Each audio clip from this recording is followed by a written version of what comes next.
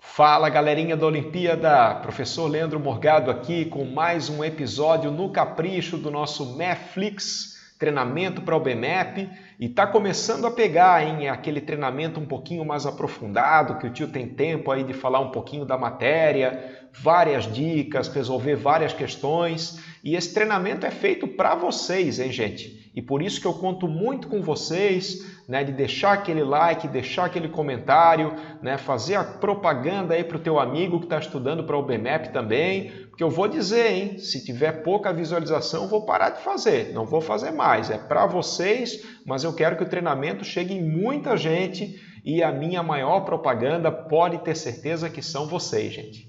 Episódio de hoje, galera, vamos falar sobre dois assuntos bem legais, que é a ordenação lógica e a aritmética dos restos. Nesse último a gente vai ver como é que quando tem um produto muito grande, um número muito grande, como é que a gente descobre qual é o resto numa determinada divisão, tá? Então não perde, prepara a pipoquinha, pega o chocolatinho aí da Páscoa, a gente aproveita aí a quarentena, o isolamento para uma coisa boa, para estudar, para se divertir com a matemática e vamos, que tem muita coisa boa por aí.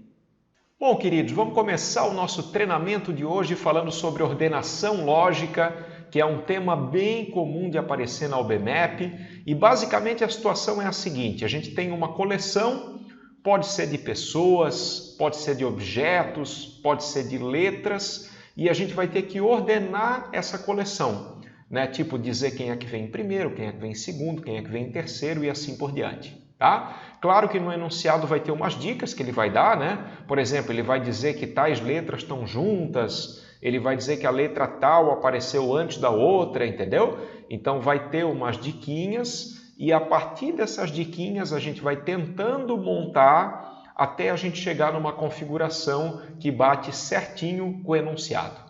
Tá? É uma questão assim, ó, que depende muito de lógica mesmo, entendeu? E é super divertido de fazer, super gostoso de fazer, né? Vocês vão ver, a gente vai fazer vários exemplos e várias questões aí da OBMAP, tá bom? Mas antes de começar com a OBMAP, eu vou começar com esse primeiro exemplo aqui, gente, primeiro treinamento aqui, que na verdade foi uma questão de concurso público, né? Vocês sabem que eu gosto também de uma questãozinha de concurso e olha só o que está dizendo, ó. Tem uma sigla CODEBA, tá? E as letras dessa sigla foram embaralhadas. Tá? Então, de repente, o C, depois de embaralhar, o C não vai ficar em primeiro, o O não vai ficar em segundo. Tá? Uma outra configuração das letras. E a nova sequência possui as seguintes propriedades. Olha só, agora vem as diquinhas, né? Diquinhas que o enunciado vai te dar. Então, primeira dica, olha só que legal. Nenhuma das 6 letras ocupa a sua posição inicial.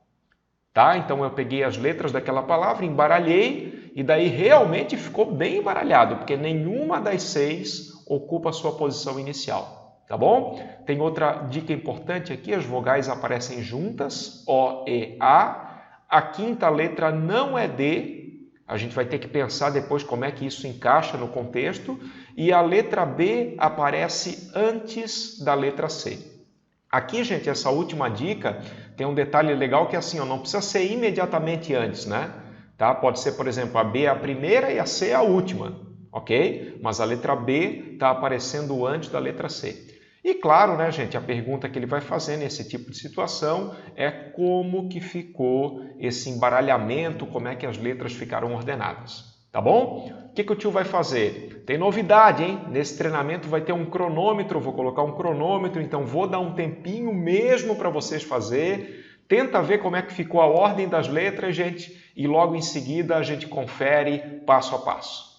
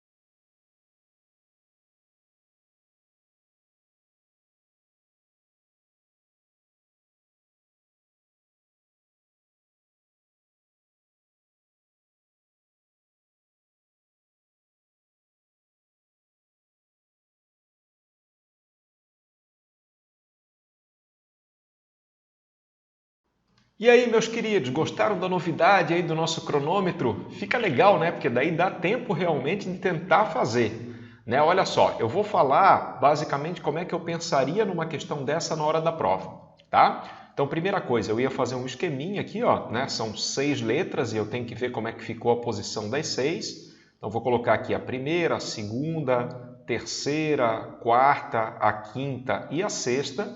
E daí o tio sempre pensa assim, ó, né? Dessas dicas que ele deu, qual que é a mais importante, né? Por qual que eu vou começar? Não necessariamente eu preciso começar pela primeira, tá? Eu posso, né, de repente ter uma intuição ali de qual dica que é mais relevante e tentar começar por ela. E eu não sei vocês, mas eu gostei muito dessa dica aqui, ó, que fala que as vogais necessariamente têm que ser juntas, né? Isso é bem importante e nessa ordem. Tá? Eu começaria por aqui. Tá? Então, eu vou tentar colocar as vogais de forma que não atrapalhe as outras dicas. Né? Por exemplo, eu não posso fazer, gente, ó, isso é legal, hein? Eu não posso fazer isso aqui. Né? Isso aqui não rola. Por quê? Porque se eu fizer isso, a letra A está ocupando a posição inicial dela. Vocês estão vendo? E a dica que ele deu é que nenhuma letra ocupa a sua posição inicial, tá? Então, o O e A não podem ser as últimas letras, porque daí vai furar a primeira dica. Beleza, isso a gente já descobriu. Aí a segunda coisa talvez que eu tentaria, vamos ver, vou colocar o, E, A aqui, né? Na terceira, quarta e quinta. Também não rola, querido. E não rola por uma razão muito simples. O E está na sua posição inicial, né? Como o E está na posição inicial, não vai dar certo.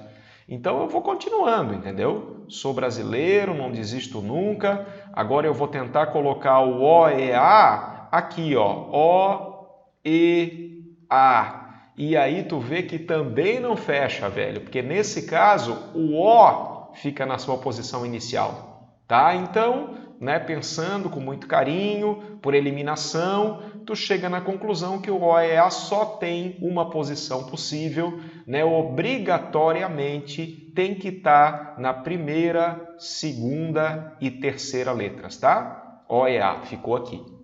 Beleza? Agora tudo bem, eu já coloquei o O, já coloquei o E, já coloquei o A, eu tenho que pensar nas outras letras, né? Então, gente, vamos ver as outras dicas, ó. Nenhuma das 6 letras ocupa a sua posição inicial, né? Então, por exemplo, vamos pensar, o B não pode aparecer na quinta letra, né? Porque nenhuma ocupa a sua posição inicial. Então, o B não está na quinta, quer dizer, gente, o B não está na quinta e ele também falou que a quinta letra não é o D, né?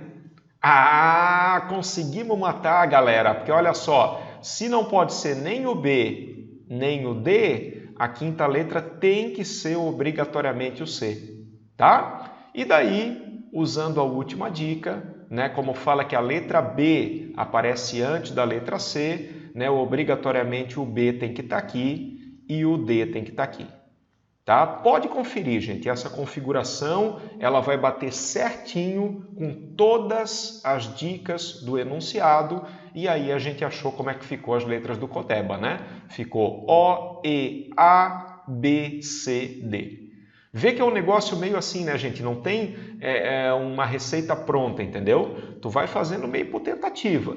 Tenta ver qual que é a dica que ele deu, tu acha, por intuição, que é a melhor dica para preencher, entendeu? E daí vai tentando junto com as outras, sempre conferindo com o enunciado, né, gente? Para ver se está dando tudo certinho, mas passo a passo, dica por dica, a gente consegue achar a configuração certa das letras. Tá bom? Esse foi meio que um aquecimento inicial e a partir de agora a gente vai partir para as questões da OBMAP de ordenação, tá? Vou fazer uma do nível 1, uma do nível 2 e uma do nível 3. Bom, queridos, vamos começar então prestigiando a galera do nível 1 aí, questão bem recente, 2017, que fala que nas balanças da figura, objetos iguais têm pesos iguais. Tá? Então, tipo, esse vermelhinho aqui tem o mesmo peso desse vermelhinho, né? O laranja tem o mesmo peso do laranja e assim por diante. E ele quer saber qual dos objetos é o mais pesado. Tá? Então, basicamente, é uma questão de ordenação, né, querido? Porque tu vai ter que fazer meio que uma filinha, por exemplo, do mais leve para o mais pesado, né? Vai ter que descobrir quem vem primeiro, quem vem segundo, quem vem terceiro e assim por diante. Tá bom? Cuidado, né, gente? Muito cuidado com esse detalhe. Quando eu tenho uma balança de pratos, sempre o mais pesado desce, ok? Não tem gente que troca isso. Se trocar isso, já era. Então, por exemplo, a segunda balança está dizendo que o laranja é mais pesado que o verde, tá? A terceira está dizendo que o azulzinho é o mais pesado que o vermelho. E ele quer saber qual dos objetos é o mais pesado. Então, vou colocar aquele cronômetro para vocês, vou dar um tempinho e logo em seguida, tenta fazer, hein, gente? Tenta fazer, quebra a cabeça, que logo em seguida a gente vai conferir a resolução.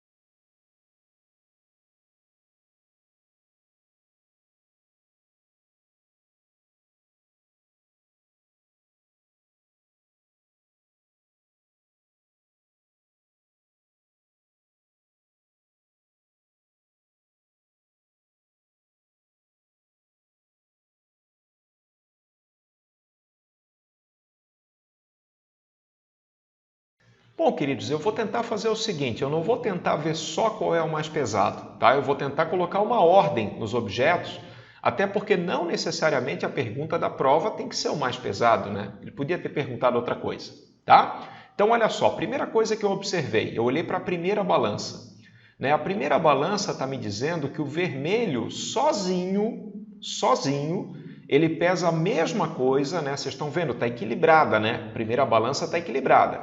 Então, o vermelho sozinho pesa a mesma coisa que o laranja e o amarelo juntos. Isso significa o quê, gente? Significa que se eu pegar, por exemplo, o vermelho com o laranja, quem é que ganha?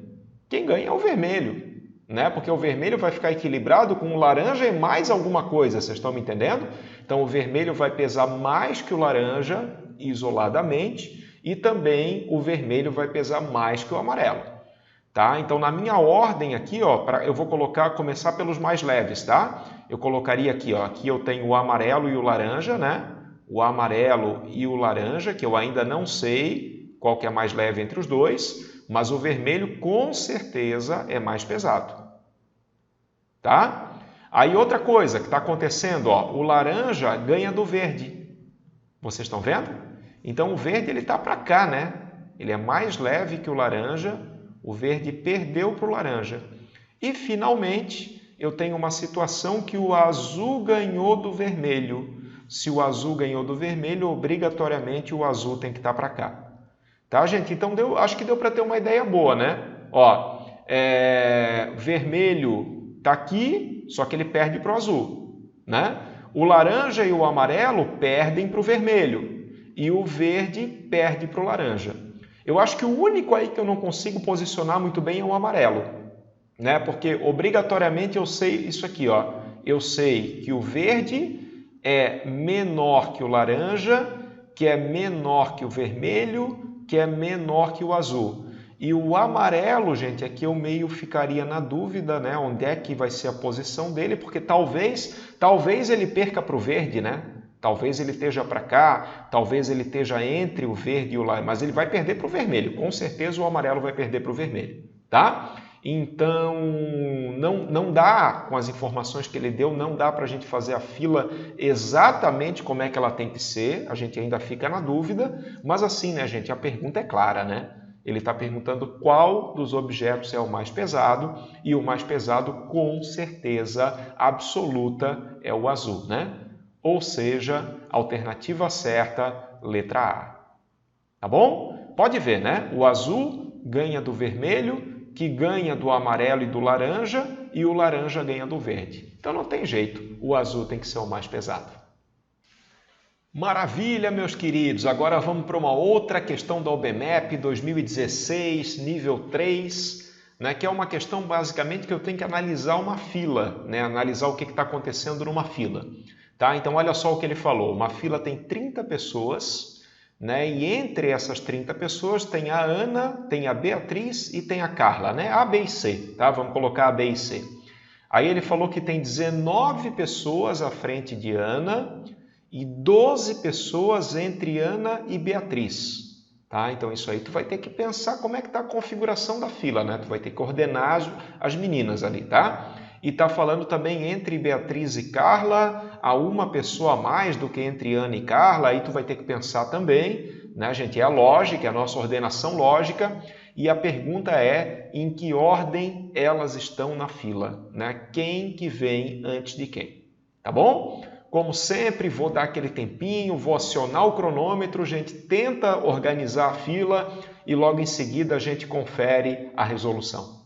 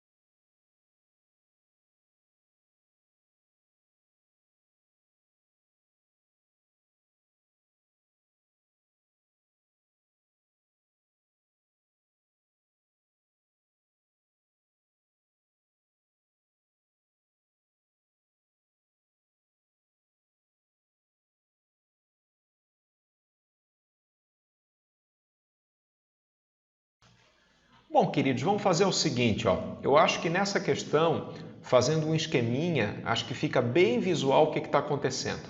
Tá? Então vamos fazer um esquema da nossa fila aqui. Tá? Vamos supor que aqui são 30 pessoas no total que ele falou, né? Então vamos supor que aqui está a primeira pessoa, né, da fila e aqui está a última pessoa, que seria no caso a 30ª da fila.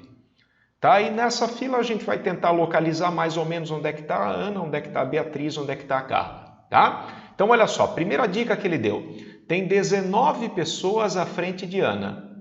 Né? Essa é uma dica muito boa, né, gente? 19 pessoas na frente de Ana significa que a Ana é a número 20 da fila. Né? A gente até pode colocar ela aqui, ó. Colocar mais ou menos por aqui, né, gente? Aqui está a nossa amiga Ana, que é, como eu falei, a número 20, porque tem 19 pessoas na frente dela, né? Isso aí eu acredito que vocês pensaram também, tá bom? Então já localizamos a Ana. Agora é o seguinte, ó. Tem 12 pessoas, olha a lógica da coisa, gente. 12 pessoas entre Ana e Beatriz. Cara, se tem 12 pessoas entre Ana e Beatriz, a Beatriz nunca que vai estar para a direita, né? Porque não tem 12 pessoas aqui. Tá? Da 21 até a 30 são 10 pessoas. Né? Então, obrigatoriamente, a Beatriz tem que estar onde? A Beatriz tem que estar para a esquerda. Né? Deixa eu colocar em algum lugar aqui, eu vou colocar a Beatriz. E dá até para a gente fazer a conta, para saber a posição da Beatriz, né? Porque tem que ter, vamos ver, 12 pessoas entre a Ana e a Beatriz. Né? Cuidado, gente, muito cuidado. Será que é a posição 8? Não, vamos ver. Se eu colocar ela na posição 8, vai ficar da 9 até a 19, né? É isso, né, gente? Fica da 9 até a 19. Da 9 até a 19 eu não tenho 12 pessoas. Eu tenho 11 pessoas. Tá? Então a Beatriz ela tem que estar, vamos corrigir isso aqui, ela tem que estar na posição 7 para a coisa funcionar. Tá? Pode, se tu quiser, até conta no dedo aí. Tá? Mas se a Beatriz estiver na posição 7... olha só o que vai acontecer, né? Eu vou ter da 8 a 19. Da 8 até a 19 são 12 pessoas entre as duas e daí bate certinho com o enunciado. Tá? E finalmente, está dizendo que entre Beatriz e Carla, a última dica que está faltando, né, gente? Entre Beatriz e Carla, há uma pessoa a mais do que entre Ana e Carla. Tá? Se entre Beatriz e Carla tem uma pessoa a mais do que entre Ana e Carla, aí a conclusão é que a Carla não pode estar aqui, né, gente? Imagina, por exemplo, se a Carla estivesse na 25, né? Entre a Ana e a Carla ia ter 4, e entre a Beatriz e a Carla ia ter muita gente. Tá? Então, a única posição possível para Carla é aqui no meio, né? Aqui entre as duas. Né? Por exemplo, vamos ver, eu acho que na 14, né? Posição 14 eu acho que fecha as contas. Nem é isso que ele está perguntando, eu estou até indo além, tá, gente? Mas eu acho que na posição 14 fecha a conta, porque olha só, aí eu teria, entre a Beatriz e a Carla, eu teria da 8 a 13. Da 8 a 13 são 6 pessoas, né? E entre a Carla e a Ana, eu teria da 15 a 19. É isso aí, da 15 a 19, que são 5 pessoas. Aí bate certinho. Realmente ela está na posição 14 e aí eu consegui localizar bem, né, gente? Onde é que está a Beatriz, onde é que está a Carla e onde é que está a Ana, tá? Estou fazendo até a mais do que a questão pede, mas essa poderia ser a pergunta, né, gente? Eventualmente. Ok? Então vamos ver o que a gente vai assinalar nesse caso. Beatriz está à frente de Carla, que está à frente de Ana, né? A alternativa certa, com certeza, é a letra C. Bom, meus queridos, e finalmente aí nível 2, né? Também uma questão recente de ordenação, 2017. Tá? Basicamente assim, ó, são 3 sacolas, tá? Vocês dão uma lidinha no enunciado aí, 3 sacolas idênticas, e daí foram colocados objetos de pesos A, B e C, tá? E tem uma informação muito importante que ele deu, gente, a gente tem que descobrir qual bolinha é mais leve e qual bolinha é mais pesada, né? Também uma ordenação, né? Uma questão de ordenação. Só que ele vai falar aqui, ó, o peso da sacola 1 ficou menor que o peso da sacola 2, tá? Vou até botar um menorzão aqui, ó.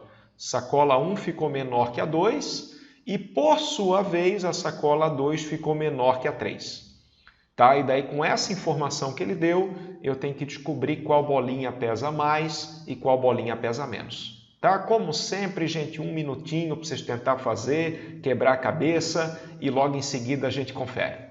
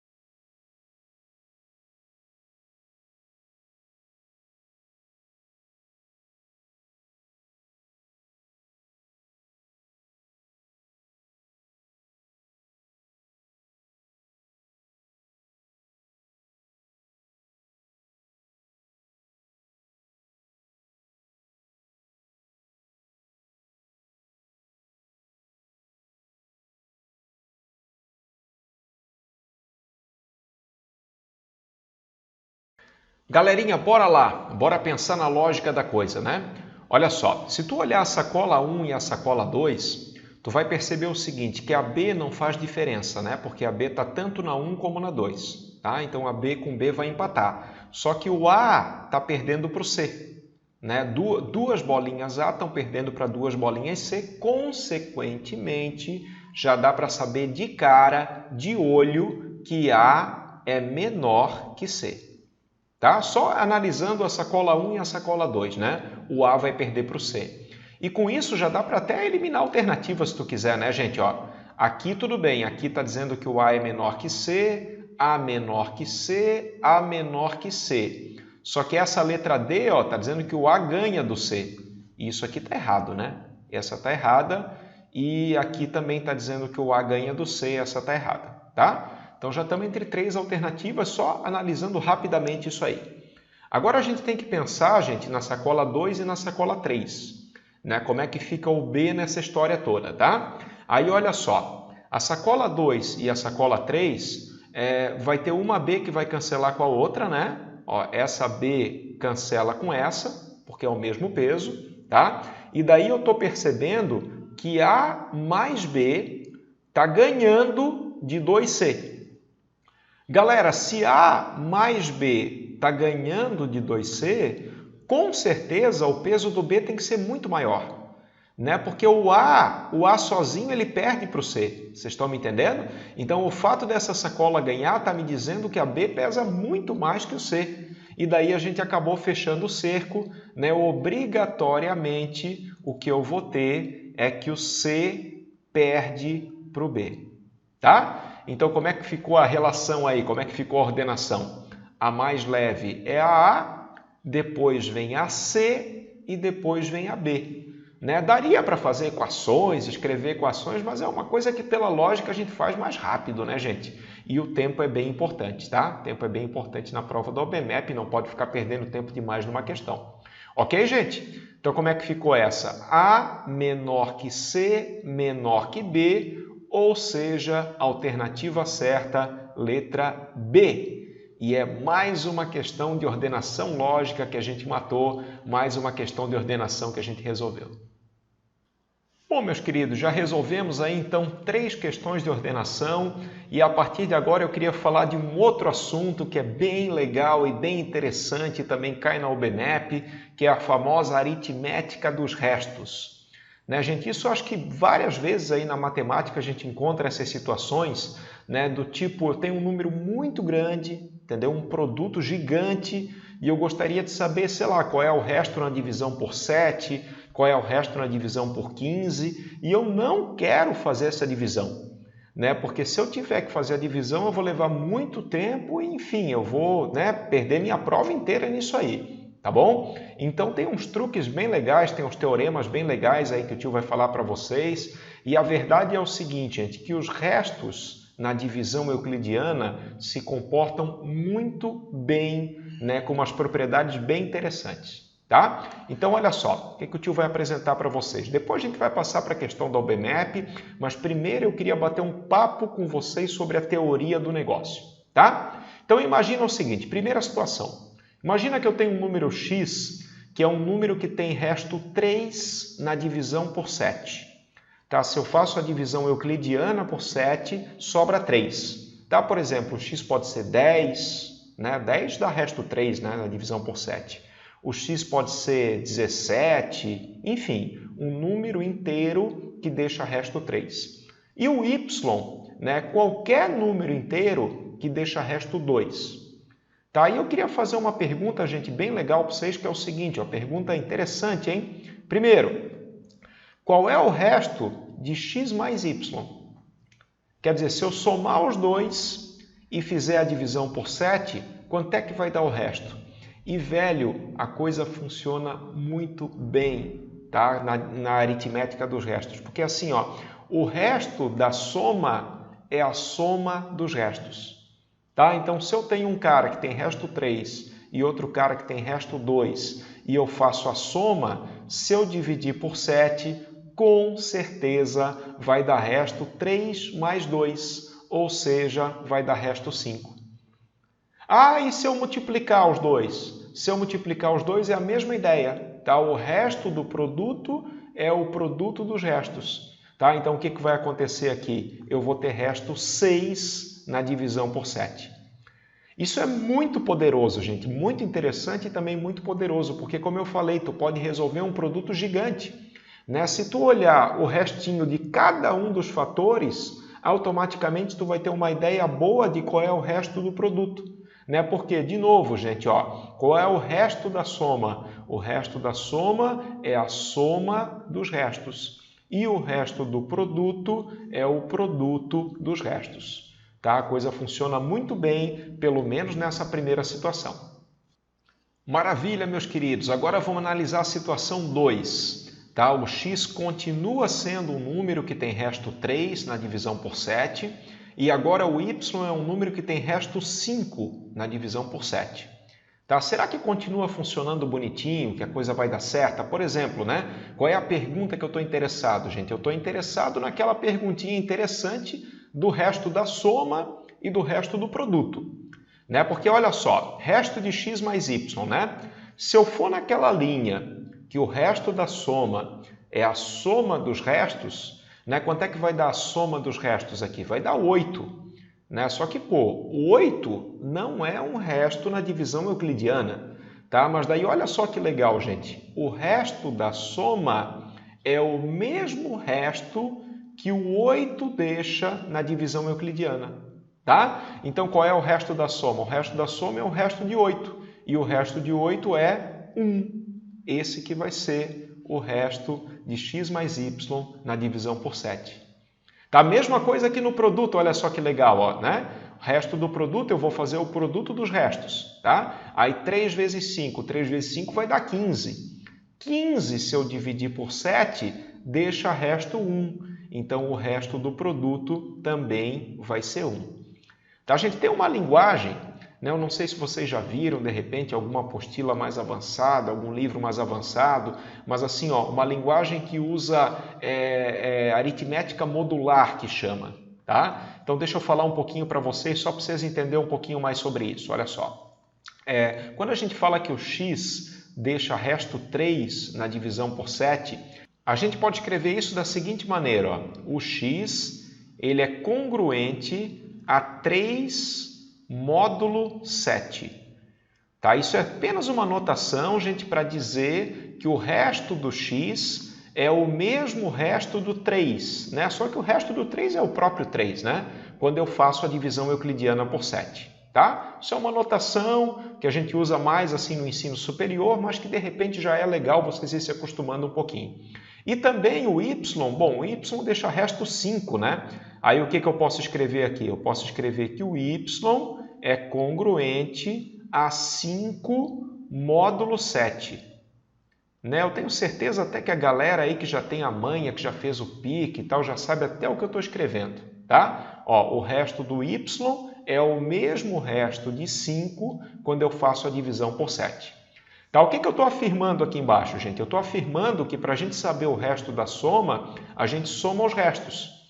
Tá? Então, olha só que legal, ó, como é que vai ficar? O resto de x mais y, né, usando essa notação maneira, o resto de x mais y é o mesmo resto de 3 mais 5, quando eu faço módulo 7, quando eu faço a divisão por 7.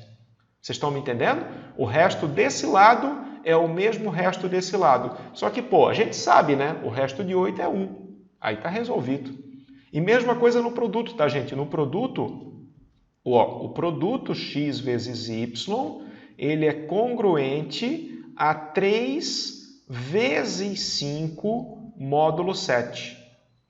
Né? O que significa isso? A mesma coisa, que o resto aqui é o mesmo resto aqui. Só que o resto aqui a gente sabe que é 1 também e daí está resolvido. Tá? Isso é só uma linguagem assim técnica, né, que se usa mais assim em ensino superior, mas que eu já queria devagarinho ir passando para vocês entenderem o que está acontecendo, entender quais são as coisas. Tá, gente? Mas assim, ó, também tem um detalhe, né? Até agora, o tio trabalhou com exemplos particulares. Ah, divisão por 7, né? Ah, eu peguei um cara que tem resto 3, o outro que tem resto 5. Mas será que isso é um resultado mais geral? Será que eu posso colocar isso como um teorema, né? Que tipo não vale só para divisão por 7, mas vale para divisão por outros números inteiros também? E a gente vai ver logo em seguida que a resposta é sim. A gente tem um baita de um teorema na aritmética dos restos. Então, olha só, galera, é bem isso que o tio está falando, né? Esse resultado, esse caso particular que a gente viu, vale em geral, né? E daí a gente tem um teoremão que o tio vai colocar aqui para vocês como é que funciona o teoremão, tá? Vamos lá, isso é muito útil, isso a gente vai aplicar em várias situações, como eu vou mostrar daqui a pouquinho, tá? Mas basicamente o teorema fala o seguinte, olha só, show de bola, hein? Eu tenho x, y e p, x, y e p, eles são números inteiros, tá? E o p é o cara que eu vou dividir, né? Então, o p eu vou pedir que seja maior ou igual que 2. É porque eu vou fazer divisão por 2, divisão por 3, divisão por 5, divisão por 7, divisão por 1035, entendeu? P vai ser maior ou igual que 2. Aí, olha só, o x deixa resto A e o y deixa resto B na divisão por P, ok? Então, qual vai ser o resto da soma? O resto da soma vai ser a soma dos restos. Isso vale sempre. E o resto do produto vai ser o produto dos restos. Tá? Colocando naquela linguagem do módulo, né, que eu acabei de explicar para vocês, como é que ficaria, professor? Então vai ficar assim, ó. Se o x, vamos lá, se o x ele é A módulo P, né, porque eu estou trabalhando com divisão por P, ok? Então o x é A módulo P e o y é B módulo P, o que o teorema fala? O teorema fala que x mais y ele é A mais B. Quer dizer, se eu quiser saber o resto da soma, eu tenho que ver o resto da soma dos restos. O resto da soma dos restos, ok? Módulo P, né? Esse módulo P é só uma notação para dizer que eu estou dividindo por P, tá? E a mesma coisa é o produto, né, gente? Se eu fizer x vezes y, vai ter o mesmo resto de A vezes B módulo P. Tá? O que eu coloquei aqui? Eu coloquei a notação formal desse teorema que eu acabei de passar para vocês. Né? De repente, aí, se vocês quiserem impressionar aí na prova discursiva, né? Se quiser impressionar o professor de vocês, pode usar até essa notação aqui, tá, gente? Que o pessoal que corrige sabe, está por dentro dessa notação, chama aritmética modular. Tá bom? E funciona muito bem, né? A gente pode, né? Tem gente assim, não, professor, não estou entendendo nada desse negócio que tu está escrevendo. Tá bom, querido, então vamos combinar uma coisa. Pelo menos tu vai lembrar para o tio o seguinte, que o resto da soma é a soma dos restos. Tá? E o resto do produto é o produto dos restos. Tá? Isso funciona muito, muito bem essa questão, esse ponto da aritmética dos restos. E, gente, a partir de agora, que a gente já viu o teorema, que a gente já entendeu o que o teorema fala, chegou a hora da gente ver uma questãozinha no capricho sobre isso da nossa OBMEP. Bom, galera, essa é uma questão de 2011, nível 2, que é um pedido aí de um inscrito no canal, Murilo, que sempre está acompanhando os vídeos aí, sempre está deixando o like. Não esquece, hein, gente? Não esquece, quem está gostando aí da coleção, deixa o like, deixa o teu comentário.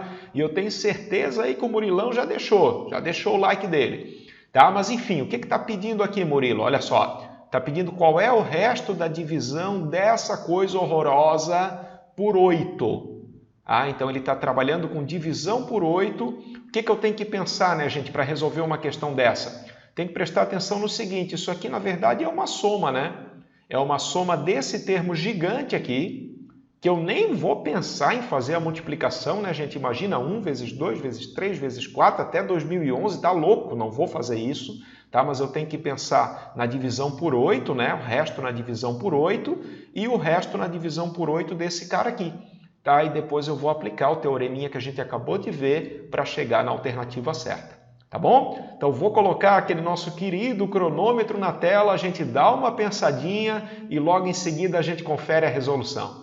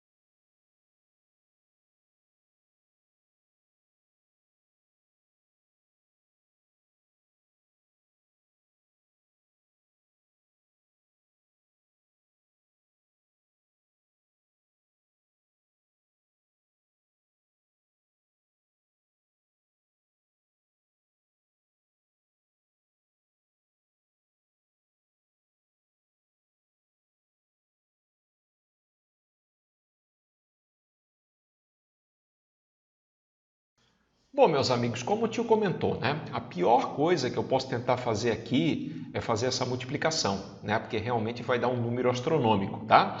Mas assim, ó, tem que ver que eu tenho uma soma, né? E eu estou pedindo o resto da soma.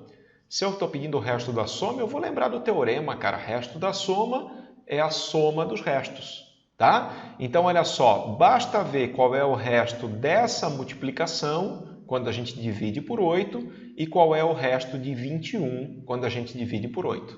Tá? Então, vou até escrever aqui para a gente organizar as ideias. Ó, vamos lá então, né? Primeiro esse cara aqui, 1 vezes 2 vezes 3 vezes 4 vezes 5 vezes 6. Cara, esse cara é gigante, é um número gigante, tudo bem, mas ele é um múltiplo de 8, né? Porque em algum momento aqui vai aparecer o 8 nessa multiplicação, né, gente? Em algum momento vai aparecer o 8, entendeu? Então o resto desse número na divisão por 8 é zero. Por uma razão muito simples, ele é um múltiplo de 8. E a gente sabe, claro, né, se eu fizer 21 dividido por 8, quanto é que vai dar o resto? O resto vai dar, 21 por 8 vai dar 2, né? E o resto vai dar 5. Então fechou, gente, porque esse termo aqui tem resto 0 e esse termo aqui tem resto 5. Aí o que eu vou lembrar? O resto de uma soma, ó que delícia, ó. O resto de uma soma é a soma dos restos. Consequentemente, o resto vai ser 0 mais 5, que vai dar 5, alternativa certa, letra C. Tá, gente? Aí tu vê, né? Como é bom tu saber a teoria, cara. Que a teoria simplifica muito a resolução de uma questão dessa, tá? Uma questão que à primeira vista parecia muito difícil, parecia meio impossível. Tu sabendo a teoria, ela sai, ó, 30 segundos. Beleza, gente? Maravilha, eu preparei mais 2 desafios, hein? Vou colocar uns desafios aqui para vocês, que daí a gente fecha esse nosso Mathflix com chave de ouro. Galera, olha só que top, hein? Primeiro desafio, eu quero saber qual é o resto de 4 elevado a 83. Isso não é multiplicação, isso é potência, hein? Então, quer dizer, vai ser um número realmente assim que tu não tem nem como tentar escrever, porque vai ser um número muito grande. Eu gostaria de saber qual é o resto de 4 elevado a 83 quando eu faço a divisão euclidiana por 3. Né? E eu vou dar um tempinho, vou colocar o cronômetro na tela, mas basicamente assim, gente, ó, o que vocês têm que pensar? Como é que eu vou usar aquela teoria, como é que eu vou usar aqueles teoremas para facilitar a resolução de uma questão dessa, tá? Então, um minutinho aí para vocês pensar e logo em seguida a gente desvenda o mistério, logo em seguida a gente discute a solução.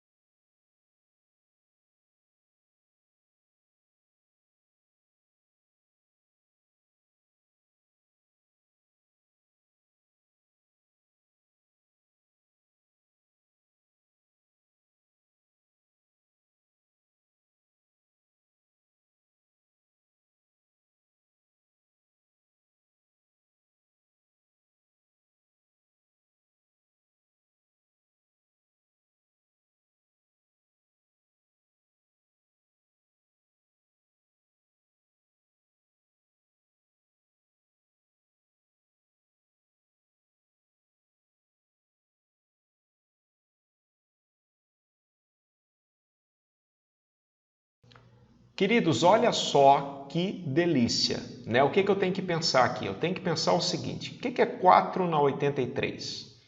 Né? 4 na 83 é uma potência, né, cara? Então é 4 vezes 4 vezes 4 vezes 4. E claro que não vai caber, né? Mas assim, ó, 4 vezes 4, 83 vezes. Tá? Até tu pode escrever, se fosse uma discursiva, tu poderia escrever aqui 83 vezes.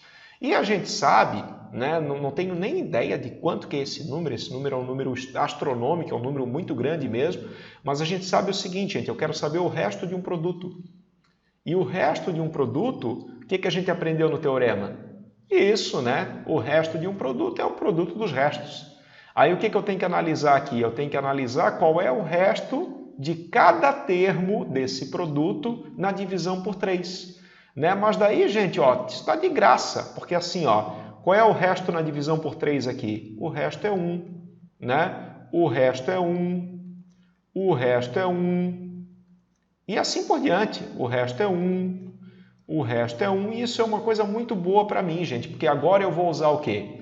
Eu vou usar que o resto de um produto é o produto dos restos, tá? Então vai ficar 1 vezes 1, vai ficar 1 vezes 1 vezes 1 vezes 1 vezes 1 vezes 1, 83 vezes, ou seja, 1 elevado a 83, e 1 elevado a 83 é 1. E aí a gente descobriu qual é o resto desse número maluco, astronômico, na divisão por 3. O resto dele é 1. Tá? Olha como a teoria é boa, cara. Como a gente poupa tempo, como a gente poupa trabalho na teoria, tá? Só a única coisa que tem que ver para resolver o desafio, gente, que o resto de um produto é o produto dos restos e automaticamente o resultado final, nesse caso, vai ser 1. Bom, meus amigos, e para a gente fechar com chave de ouro mais esse episódio do Mathflix, eu queria deixar mais um desafio aí para vocês, para a gente discutir, para a gente pensar junto, para a gente resolver, que é esse aqui, ó. Qual é o resto de 2 elevado a 61, né? Também um número que não vale a pena tu tentar calcular quanto é que vale, porque tu vai passar muito trabalho, na divisão por 7, tá bom? Tenta pensar como é que a gente usaria o teorema, como é que a gente pode agrupar essa potência, como é que a gente pode organizar e logo em seguida a gente confere a resolução passo a passo.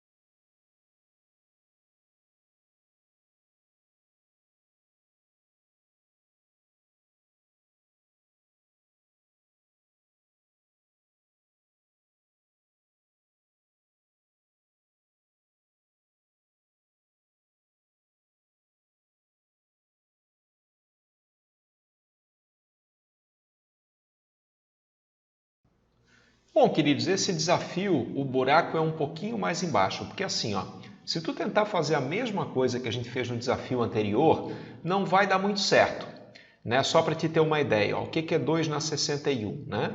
2 na 61, é claro, vai ser 2 vezes 2 vezes 2 vezes 2, 61 vezes, ok? Mas quando tu analisa o resto de cada fator, pô, 2... Se eu dividir 2 por 7, vai dar resto 2. Né? E daqui vai dar resto 2, aqui vai dar resto 2. Então parece que tu não anda, entendeu? Parece que tu não vai para frente. Então qual que é o segredo, gente, de fazer uma questão, um desafio desse tipo? O segredo é tu tentar buscar algum fator do 2 que tenha resto 1. Porque a partir do momento que tu tem um fator que tem resto 1, multiplicar os restos fica muito fácil. Ou resto 1 ou outro resto menor que a gente possa agrupar. Tá? Por exemplo, o que eu pensaria aqui, gente? Eu pensaria direto, eu pensaria no 8. Né? Porque olha só, 4 tem resto 4, então não resolve a minha vida. Agora 8, né? 2 vezes 2 vezes 2 tem resto 1. E daí se eu for colocando, se eu for agrupando os 8s, né? Porque eu tenho muitas potências de 8 aqui também, né? Eu posso agrupar o 2 de 3 em 3, não sei se vocês estão me entendendo. Né? E daí eu vou formar algumas potências de 8. E eu sei que 8 é interessante para mim, gente, porque o 8 tem resto 1. Né? Então, como é que eu vou escrever isso aqui? Olha só, vamos lá. Né? Eu vou escrever isso aqui como 8, né? O 8 seria 2 ao cubo, né? 2 ao cubo. E daí assim, gente, quantas potências de 2 ao cubo eu posso colocar? Como eu tenho 61 fatores, eu posso fazer o seguinte, né? Eu posso elevar 2 ao cubo na 20ª potência. Ó, isso aqui é uma potência de potência, né? Aí aqui vai ficar 2 na 3 vezes 20. Vocês estão me entendendo? Vai dar 2 na 60 vezes 2, que é o fatorzinho de 2 que sobrou. Tá? Isso vai ser a mesma coisa que o quê, gente? Isso vai ser a mesma coisa que 8 elevado a 20 vezes 2. Não entenderam por que o lance do 8, né? Porque o 8 é um cara que, nesse caso, tem um resto muito bom. Quando eu divido por 7, o resto dá 1. E daí a conta fica muito fácil, gente. A conta fica muito de graça. Né? Então, se eu conseguir fazer essa transformação, se eu conseguir escrever o 2 assim, acabou. Né? Porque agora o que eu vou ter, gente? Eu vou ter 8 vezes 8 vezes 8 vezes 8, 20 vezes, né? Potência de 20 aqui, vezes 2. Agora vamos lá, vamos analisar os restos, tá? O primeiro 8 aqui, qual vai ser o resto dele? Esse cara aqui vai ter resto 1. Esse cara aqui vai ter resto 1 na divisão por 7. Esse cara aqui vai ter resto 1, vai ter resto 1, até esse que vai ter resto 1. E esse cara aqui, esse último fatorzinho que apareceu, vai ter resto 2. Né? Aí eu vou lembrar, teorema, o que fala o teorema? Não esquece, gente. O resto de um produto é o produto dos restos. Né? Então vai ficar 1 vezes 1 vezes 1 vezes 1 vezes 1 vezes 1 vezes 2. E isso, no final das contas, vai dar 2. Esse é o resto de 2 na 61 na divisão por 7.